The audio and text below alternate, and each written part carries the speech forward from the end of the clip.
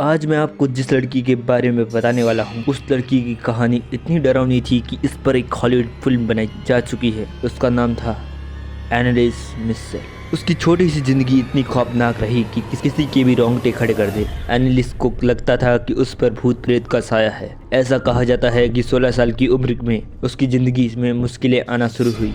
आंखों के सामने अंधेरा छा जाता था और शरीर लकवाग्रस्त हो जाता था।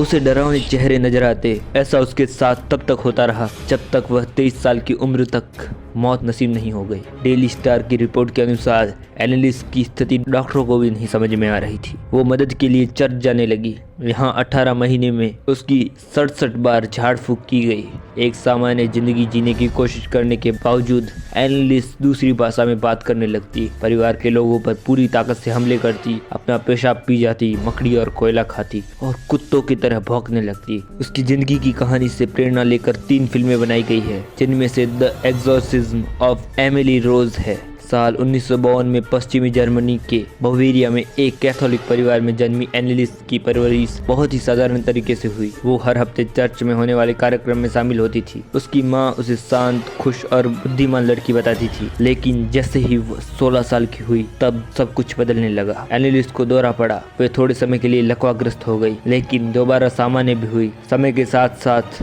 वो इस घटना को भूल रही थी, लेकिन करीब 1 साल बाद अगस्त में 1969 में वो एक बार फिर लकवाग्रस्त हुई और उसके सामने अंधेरा छा गया। इसके बाद एनालिस के माता पिता उसे दूसरे डॉक्टर के पास ले गए। डॉक्टर ने कहा कि वो टेम्पोरल लॉब एपिलेप्सी से पीड़ित है। उसका इलाज शुरू हुआ, मगर दवा लेने से भी कोई फायदा नहीं मिला। एनालिस को आवाजें सुनाई देने लगी। उसे अपने घर की दीवारों पर डरावने चेहरे दिखने लगे। वो परिवार को बताती कि उसे चलते कूड़े की बदबू आ रही है। 1973 में एनालिस का यूनिवर्सिटी में दाखिला हुआ और यहाँ पीटर नाम का लड़का उसका बॉयफ्रेंड भी बना। वो उस वक्त काफी बीमार थी, तब भी उसे अचानक आवाजें सुनाई देने लगी और चेहरे नजर आते थे, मगर वो एक सामान्य जिंदगी जीने की कोशिश करती रही। रिपोर्ट्स के अनुसार उसे लगता था कोई उसके कानों में कुछ बोल रहा है। बस इन्हीं सब घटनाओं के बाद एनालिस को लगने लगा कि किसी शैतानी ताकत के वश में वो है। वो स्थानीय कैथोलिक चर्च जाती और यहाँ पादरी भी उसकी बात का भरोसा करते थे। उन्होंने उसकी मदद करने की कोशिश की।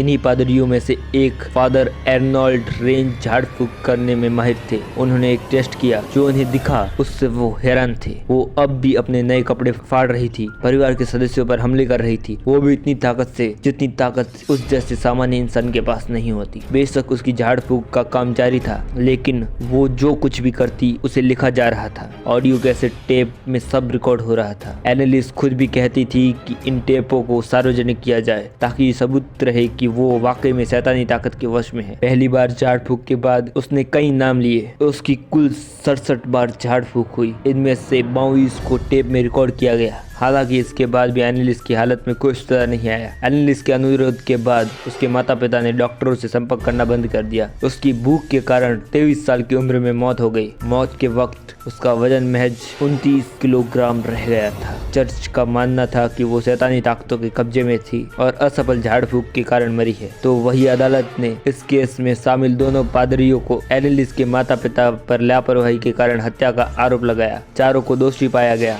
इन्हें 6 महीने के लिए जेल की सजा काटने का आदेश दिया गया था। आज के लिए इतना ही। मिलते हैं कुछ ऐसी ही हॉरर स्टोरीज के साथ नेक्स्ट वीडियो में। तब तक के लिए गुड बाय।